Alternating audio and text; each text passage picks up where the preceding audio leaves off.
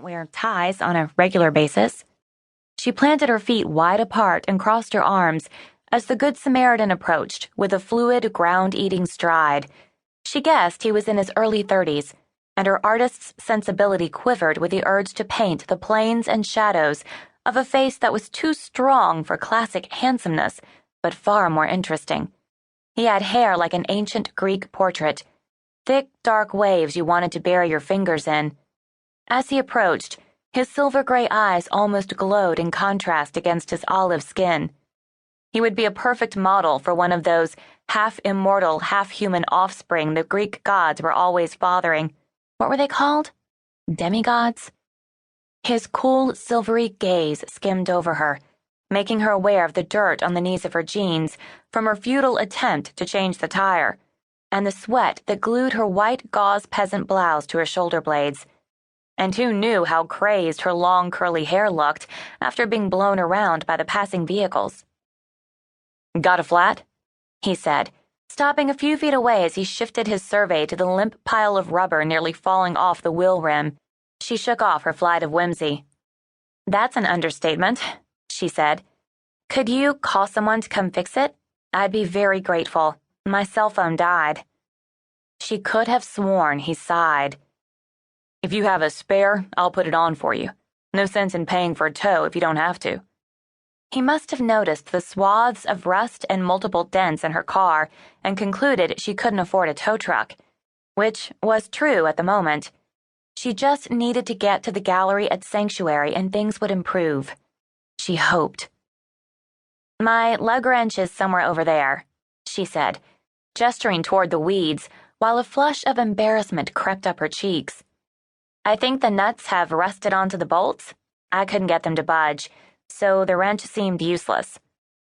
She had also been careful not to overexert herself, just as a precaution. The corners of the demigod's mouth twitched slightly, but he said nothing as he squatted down to inspect the wheel. He picked up a rock and scraped at the rust on the lug nuts. She admired the stretch of blue cotton over a pair of distinctly godlike shoulders. Now she wanted to paint him in the nude. "You might be right about that," he said, "but let me get my wrench and give it a try." As he straightened to his full height, Julia felt a little frisson of nerves. He was a lot bigger than she was, and still a total stranger. Maybe she should get back in her car and hope he didn't realize one lock didn't function. "Be right back," he said, walking away before she bolted for the dubious safety of the SUV.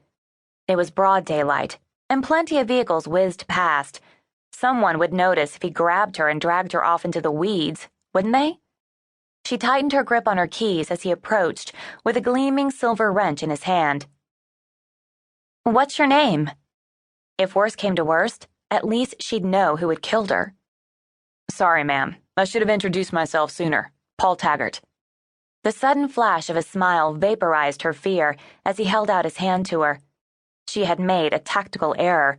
She couldn't tell him her last name. "I'm Julia." His handshake was perfect. Firm, warm, and not at all damp. He should be in politics with a smile and a handshake like that. "I see."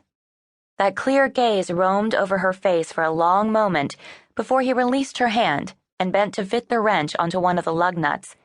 The muscles in his shoulders pulled the shirt's fabric and he grunted with effort. But the nut didn't budge. He stood and braced his foot on the wrench, throwing his weight onto it. Still, no movement. He turned to her with a shrug of regret as he pulled a slim phone out of his trouser pocket. "I'm afraid it's going to take more than human muscle to get this changed." Damn. She was going to have to use her credit card, and then her uncle would be able to find out where she was. She blew out a breath of frustration and examined Paul Taggart closely. His tie held the sheen of fine silk, and his trousers showed the drape of expensive wool. The vehicle parked in front of hers was some sort of sleek, powerful sports car. He looked like a man of substance.